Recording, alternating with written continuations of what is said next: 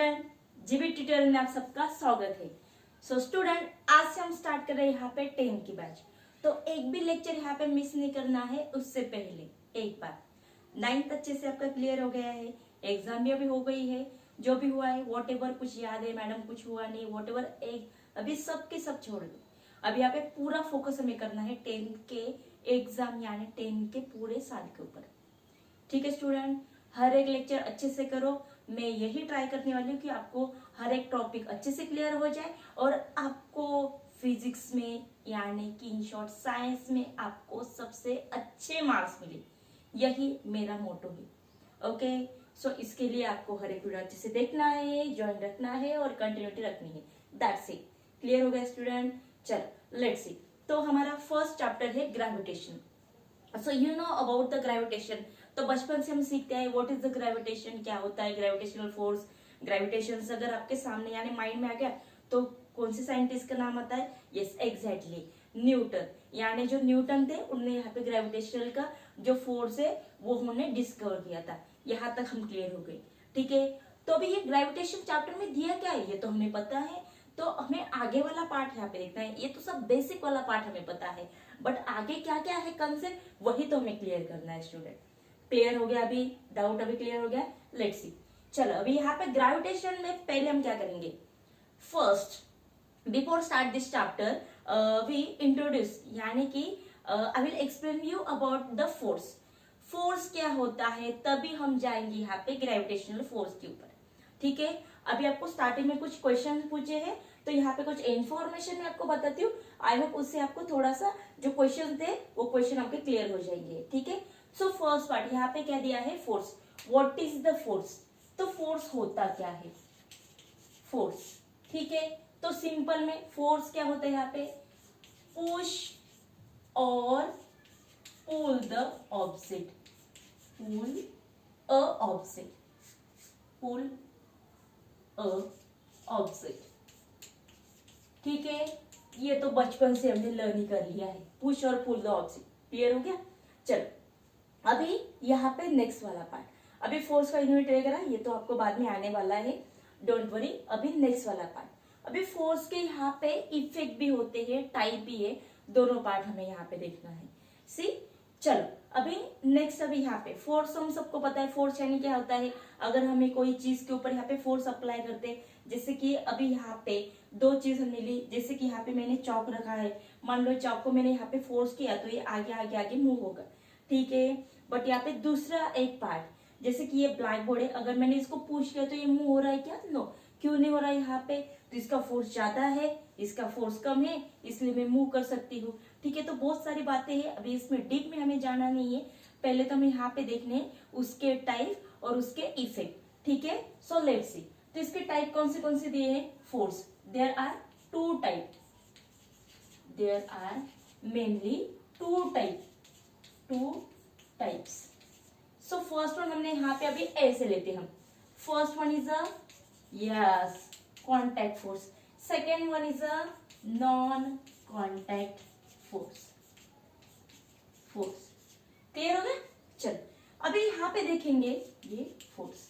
So first of all contact force, non contact force, ये होता क्या है? तो अभी यहाँ पे नाम में ही दिया है कॉन्टैक्ट फोर्स, यानी अगर कोई भी चीज when the two object in a contact then apply the force, this is called as a contact force. और नॉन कॉन्टैक्ट में क्या है? यस इसके वाइस वर्सा, यानी कि without touching the force we apply the force, यानी कि कोई भी ऑब्जेक्ट यहाँ पे टच भी नहीं होते, यानी कॉन्टैक्ट में नहीं आते हैं।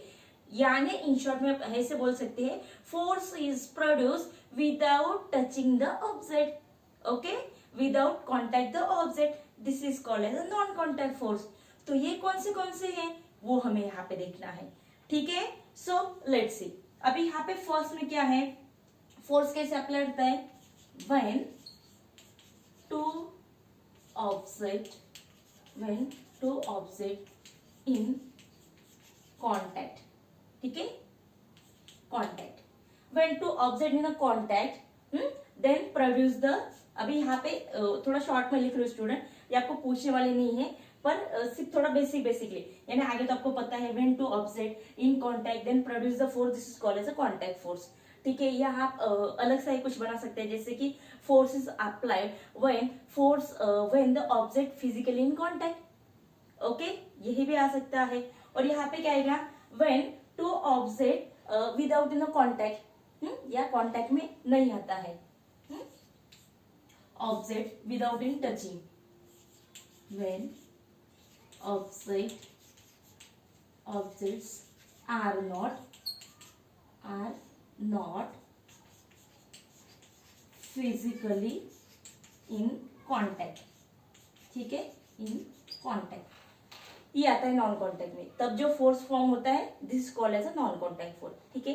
अभी ये आते हैं एग्जाम्पल के। अभी एग्जाम्पल में क्या क्या लिख सकते हैं, यस एग्जैक्टली, कितने सारे यहाँ पे फोर्सेस है। तो यहाँ पे देखो फर्स्ट वन हमने लिया है यहाँ पे muscular force,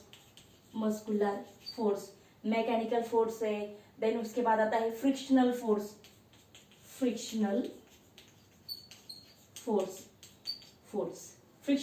you know tyre और रोड के बीच में आता है। मैकेनिकल या muscular force, okay, mechanical force, ठीक है। तो ऐसे बहुत सारे फोर्सेस है कि जब दो ऑब्जेक्ट यहाँ पे कांटेक्ट में आता है तभी तो यहाँ पे फोर्स फॉर्म होता है। अभी यहाँ पे दो ऑब्जेक्ट यहाँ पे कांटेक्ट में आ ही नहीं रहे, फिर भी यहाँ पे दोनों के बीच में फोर्स फॉर्म हो रहा है। हाउ इज इट पॉसिबल, देखो यहाँ पे first one is a magnetic force, yes magnetic force, then electrostatic force. ऐसे यहाँ पे थोड़ा सा ऐसे पार्ट कर लेती हूँ, यानी जम्बलिंग नहीं होगा। इलेक्ट्रोस्टैटिक फोर्स, और उसमें मेन हमारा पार्ट आ रहा है ग्रेविटेशनल फोर्स, यानी ग्रेविटी, ठीक है, ग्रेविटी। यही तो हमें यहाँ पे देखना है, यही तो हमारा चैप्टर है। यहाँ तक क्लियर आ गया स्टूडेंट, हम मेन पार्ट तक आ गए। सी मस्कुलर फ्रिक्शनल फोर्स हो गया, मैग्नेटिक फोर्स विदाउट यहाँ पे मैग्नेट फॉर्म हो रहा है आयन और मैग्नेट के बीच में, इलेक्ट्रोस्टैटिक, वैसे यहाँ पे ग्रेविटेशनल फोर्स। क्लियर हो गया स्टूडेंट, यहाँ तक हम आ गए। चलो अभी यहाँ पे पहले इसकी इफेक्ट देख लेते हैं, उसके बाद आपको ग्रेविटेशनल फोर्स क्या है वो बताने वाली हूँ। Clear, so let's see. अभी ये कुछ आपको नोट करना है तो नोट कर सकते हैं, आपने नोट नहीं किया तो भी चलेगा, क्योंकि ऐसे आपको तो बेसिकली कुछ पूछ लेने वाले हैं कि what is the difference between contact non contact, no ऐसे कुछ नहीं पूछने वाले। सी इफेक्ट, आपको थोड़ा इफेक्ट कर लो, मे बी आपको 1 या 2 मार्क्स के लिए इफेक्ट आ सकता है ना, मे बी इफेक्ट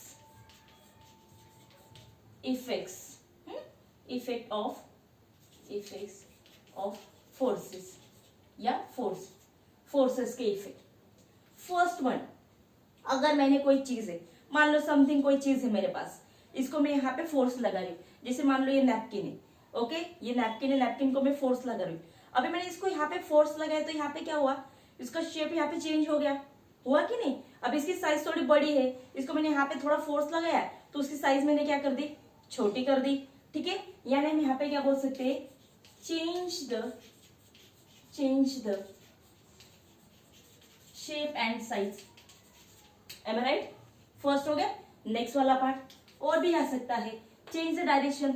मान लो कोई चीज यहाँ पे, जैसे कि छोटे बच्चों की कार है, वही यहाँ पे जा रही है डायरेक्शन में, मैंने वहां से फोर्स लगाया तो ऑब्वियसली ये अपोजिट डायरेक्शन में जाइए, यानी क्या है, change the motion, change the direction, ये भी आ सकता है। See here, change the direction and motion. Students it's very important, इसको नोट करो, हर एक पॉइंट अच्छे से नोट करो। नेक्स्ट वाला पार्ट, अभी यहाँ पे हो गया, पोजीशन चेंज हो गई। मान लो कोई चीज यहाँ पे है, जैसे चौक है, मैंने इसको हल्के से फोर्स लगाया, अभी यहाँ पर था, यहाँ गया, यानी चेंज द प्लेस, यानी पोजीशन, चेंज द पोजीशन, ठीक है, चेंज द पोजीशन या प्लेस, ठीक है, ये होगा यहाँ पे। अभी इसके बाद और कुछ आ सकता है, यस, देन उसके बाद हम बोल सकते हैं जैसे कि डेंसिटी है उसकी, या आगे बहुत सारा पार्ट है, पर हम यहाँ तक क्लियर हो गया कि उसका शेप, साइज चेंज होता है, देन डायरेक्शन, मोशन चेंज होता है, पोजीशन चेंज होती है। तो ऐसे हम यहाँ पे बहुत सारे चीजें बोल सकते हैं, इतना यहाँ पे इनफ है। क्लियर हो गया स्टूडेंट, सो लेट्स सी, यहाँ तक इफेक्ट भी तो हमारे क्लियर हो गए। अभी मेन पार्ट आते हैं यहाँ पे gravitational force. Clear, so let's see.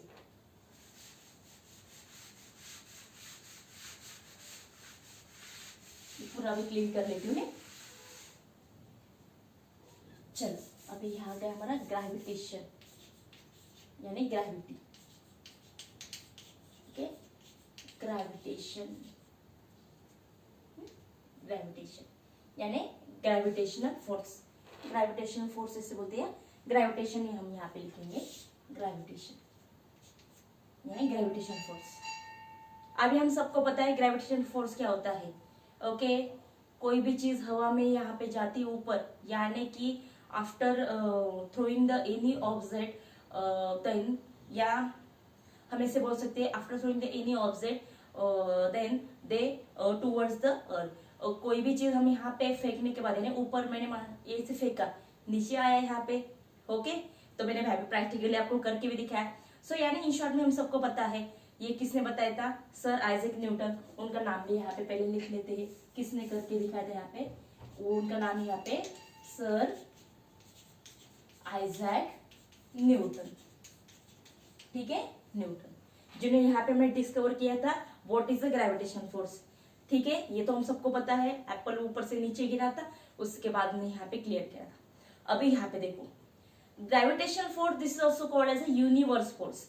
Why, तो ये भी आपको याद रखना है, why it is called as a universe force, क्योंकि यहाँ पे जो ग्रेविटेशनल फोर्स है, हमें इतना ही पता है कि कोई भी चीज ऊपर जाती है नीचे आती है, क्योंकि नीचे ग्रेविटेशनल फोर्स है। सो लिसन, यहाँ पे gravitational force apply between any two object in universe, यानी यूनिवर्स में कोई भी दो ऑब्जेक्ट है, उनके बीच में जो यहाँ पे फोर्स होता है, this is the gravitational force. यानी हम यहाँ पे लिख सकते हैं any two object, okay, gravitational force present between any two object in the universe, यानी जो यूनिवर्स, ओके, यूनिवर्स में कहीं भी दो ऑब्जेक्ट है, उनके बीच में जो भी फोर्स होता है, this is the gravitational force. आप बोलोगे मैडम कैसे पॉसिबल है। सी, अब एक एग्जांपल लेते हैं। मान लो यहाँ पे दो बच्चियां बैठी, दो गर्ल्स बैठी। ओके, मेरा ड्राइंग अच्छा नहीं है, आपको आई होप समझ में आ गया होगा। चलो, this is the X girl, this is the Y girl. अब ये दोनों ऑब्जेक्ट है, क्लियर। अभी यहाँ पे दोनों, मैंने यहाँ पे बोला है कि मैडम आपने तो बोला है कोई भी दो ऑब्जेक्ट के बीच में यहाँ पे होता है ग्रेविटेशनल फोर्स, तो ये एक दूसरे को चिपक क्यों नहीं रही यहाँ पे, ये तो आराम से बैठे हैं। अभी मैंने क्या बोला, यहाँ पे कोई भी ऑब्जेक्ट लो, लिविंग नॉन लिविंग, क्लियर हो गया। अभी नॉन लिविंग में आता है यहाँ पे अर्थ का सरफेस, ठीक है। मान लो यहाँ पे क्लासरूम का यहाँ पे लेते हैं, इतना यहाँ पे उनका क्लासरूम है, ये इनका छोटा सा बेंच है यहाँ पे, ठीक है। चलो अभी यहाँ पे देखो, ये एक्स गर्ल है, ये वाई गर्ल है, दोनों का यहाँ पे फोर्स है, और ये यहाँ पे है उनका ये क्लासरूम सी। तो मान लो सी एक्स वाई तीनों में ग्रेविटेशनल फोर्स है, किसके पास ज्यादा फोर्स होगा स्टूडेंट, ऑब्वियसली सी के पास ज्यादा है, स्पेस ज्यादा है कि नहीं, तो ये दोनों किसकी तरफ खींचे जाएंगे, यहाँ पे क्लासरूम की तरफ। इसलिए यहाँ पे मान लो जैसे मैं यहाँ पे खड़ी हूँ, ठीक है, तो यहाँ पे जो रूम है, रूम में यहाँ पे क्या है कि ग्रेविटेशनल फोर्स मुझसे ज्यादा, इसलिए मैं इसकी तरफ खींच के जा रही हूँ ना, इसलिए ऐसे कैसे खड़ी हूँ, ठीक है। अगर नहीं होता तो यहाँ पे मैं जंप करते रहती, ठीक है। यानी कि ये क्लियर होगा, कोई भी दो चीज के बीच में होता है, पर जो चीज के पास ज्यादा फोर्स होता है उसके पास अट्रैक्ट होते। अभी यहाँ पे तो सिंपल है, और सरफेस के पास ज्यादा फोर्स है, इसलिए उसके पास ज्यादा अट्रैक्ट हो रही। क्लियर हो गया यहाँ पे। चल नाउ द नेक्स्ट पार्ट, ठीक है। अभी इसे हम बोलते हैं, this is called as a universe force, this is also called as a universal या यूनिवर्सल फोर्स, ठीक है, यूनिवर्सल या यूनिवर्स फोर्स। ये क्लियर हो गया। अभी यहाँ पे देखो नेक्स्ट वाला पार्ट, जैसे अभी आपके बुक में एक डायग्राम दी है, तो वहां पे क्या दिया है, एक एप्पल दिया है, वो ऊपर मून दिया है। अभी यहाँ पे देखो लिसन, एक मैंने सर्कल निकाला, अभी यहाँ पे मैं एक चीज ऊपर फेंक रही हूं, ये मैंने यहाँ पे मान लो, ये मैंने यहाँ पे बॉल लिया है, ये मैंने यहां से फेंका है, मैं यहाँ पे खड़ी हूँ, यहां से मैंने क्या किया है, इसको ऊपर फेंका है। Now I throw it upper direction, into the upper direction, ठीक है। अब ये नीचे आने वाला है, ये हम सबको पता है। अभी आपने गौर किया है क्या स्टूडेंट, अगर मैंने ये बॉल ऊपर फेंका तो ये नीचे आने वाला है, तो डायरेक्शन कैसे होगी, ये बॉल कहाँ आएगा, यहाँ आएगा, यहाँ आएगा, यहाँ आएगा, कहाँ आएगा, सेंटर में, लेफ्ट राइट साइड में कहाँ आएगा, तो ये ऑब्वियसली नीचे आता है। यहाँ तक क्लियर हो गया। क्यों, यहाँ पे फोर्स नहीं है, यहाँ पे ग्रेविटेशनल फोर्स नहीं क्या, अरे है ना, तो यहाँ खींचा नहीं जाएगा क्या, तो ये भी तो इसको खींचेगा ना, चलो इस तरफ आओ, ये भी खींचेगा, चलो इस तरफ आना है। तो कोई भी चीज जो भी हम ऊपर फेंकते हैं तो सेंटर यानी कि नीचे स्ट्रेट डायरेक्शन में आता है। जैसे आपके बुक में दिया है कि वो एप्पल, यहाँ पे क्या है कि वो वर्टिकली परपेंडिकुलर डायरेक्शन में आ रहा है। क्यों, तो यहाँ पे ये भी नोट कर लो स्टूडेंट, ये से क्यों होता है। Any object fall towards the earth in vertically perpendicular या स्ट्रेट लाइन भी बोल सकते हैं, परपेंडिकुलर डायरेक्शन। यानी क्या, ये अर्थ दिया है, ये ऊपर बॉल जा रहा है, ये नीचे आ रहा है, ये हो गया आपका परपेंडिकुलर फॉर्म, ठीक है, या स्ट्रेट डायरेक्शन में बोल सकते हैं। क्यों, बताती हूँ मैं आपको ऐसे क्यों हो गए। अभी यहाँ पे सेंटर में यहाँ के यहाँ बॉल गिर रहा है, तो यहाँ पे सेंटर यानी ग्रेविटेशनल फोर्स नहीं क्या है, पर यहाँ पे क्या है 10 फोर्स है, मान लो 10 फोर्स है, यहाँ 9 फोर्स है, 9 है, 8 है, 7 है, 6 ऐसी फोर्स है। सबसे ज्यादा फोर्स कहाँ है, यहाँ है। यानी कि एक बात अच्छे से याद रखो स्टूडेंट, हर एक ऑब्जेक्ट को सेंटर होता है, यानी centripetal gravitational force, sorry centripetal बोल रही यहाँ पे जो सेंट्रीपिटल फोर्स आगे आने वाला है तो अलग बात है, जिसे हम बोलते हैं सेंटर फोर्स या सेंट्रॉइड फोर्स। यानी एक बात अच्छे से याद रखो, आपको ऐसे क्वेश्चन अगर आ गया कि why the any object fall toward the earth in a perpendicular direction, because the every object have the center, so that's why they are falling towards in a center form। ठीक है, तो अच्छे से note कर लो, ठीक है। और एक बार बताती हूँ, every object has the centre, okay, centre या centre force, so that's why after या हम इसे बोलेंगे, so that's why any object when they go towards the earth surface then they are in a straight direction. Is that clear, अभी clear हो गया, ठीक है। इसलिए आप कोई भी चीज फेंकोगे तो इधर उधर नहीं जाती, वो सीधा स्ट्रेट ही आती है। यहाँ तक क्लियर हो गया। अभी नेक्स्ट वाला पार्ट, उसके ऊपर आपको मून भी दिया है, ठीक है। तो अभी मून नीचे क्यों नहीं आ रहा है, प्लैनेट नीचे क्यों नहीं आ रहा है यहाँ पे, तो वो भी तो पार्ट दिया यहाँ पे। सो लिसन, अभी यहाँ पे क्या दिया है कि कोई भी चीज यहाँ पे नीचे आती है, उसकी कोई एक एग्जैक्ट हाइट होती है। If the object height is higher then the gravitational force, या इन शॉर्ट में हमारे यहाँ कितने स्पीयर बोल रहे हैं, यहाँ पे लेयर होते, 5 लेयर होते हैं, ओके, स्पीयर होते ना हमारे ये, जो स्ट्रैटोस्फीयर दिया था, आइनोस्फीयर है, वैसे लास्ट वाला क्या होता है हमारा एक्सोस्फीयर, ठीक है। अभी हमें इतना पता है कि एक्सोस्फीयर के बाहर जाते तो वहां पे ग्रेविटेशनल फोर्स है क्या, नहीं, इसलिए कोई भी चीज ऊपर जाती है, जैसे रॉकेट ऊपर गया तो नीचे आएगा कि वो नीचे नहीं आता है ना, विदाउट फोर्स नीचे आएगा कि चलो गिर गया वो नीचे नहीं होगा, क्योंकि इसलिए यहाँ पे अगर आपको क्वेश्चन में भी दिया है नीचे, तो सिंपल में अगर आपको ऐसे आता है कि जैसे कि प्लैनेट, सन, मून, ये नीचे क्यों नहीं गिरते, बिकॉज यहाँ पे वो कहा है, वो एक्सोस्फीयर के बाहर है, यानी वहां पे ग्रेविटेशनल फोर्स अप्लाई नहीं होता है, because there no any gravitational force, so that's why moon या अदर प्लैनेट वो नीचे नहीं आते हैं। क्लियर हो गया, आपको वहां पे दिया भी है, एक बात अच्छे से आप थोड़ा रीड करोगे तो ये पूरा क्लियर हो जाएगा, ठीक है। अभी नेक्स्ट पार्ट यहाँ पे मोशन वाला पार्ट है, जो हम नेक्स्ट लेक्चर में देखने वाले, उसके बाद आपको सर्कुलर मोशन क्या है, सेंट्रीपिटल फोर्स क्या है, वो क्लियर हो जाएगा। आज का फर्स्ट लेक्चर था, यहाँ तक क्लियर हो गया, एग्री कि ये सब पार्ट आपको हो गया, हमने सिर्फ रिमाइंड किया था। अभी इससे आपको जो फर्स्ट में 3 क्वेश्चन दिए थे ये भी क्लियर हो गए होंगे, और जो फर्स्ट पार्ट था यानी फर्स्ट पेज था वो भी आपको अच्छे से क्लियर हो गया होगा। इज दैट क्लियर स्टूडेंट, यही हम रुकने वाले हैं, पर जब जैसे हम लेक्चर्स कर रहे हैं, लेक्चर के बीच बीच में आपको कुछ क्वेश्चंस भी दिया करूंगी, और जो प्रीवियस ईयर में कुछ क्वेश्चंस हुए थे, क्वेश्चंस वाइज आपके टॉपिक क्लियर करूंगी, यानी वो आपके डाउट्स भी क्लियर हो जाएंगे, और आपको स्टडी कैसे करना है ये भी धीरे धीरे मैं आपको सब कुछ बताते जाऊंगी, ठीक है। आज के लिए यही रुकना है आपको, ठीक है, पर कंटिन्यूटी रखनी है, ठीक है। चलो, थैंक यू।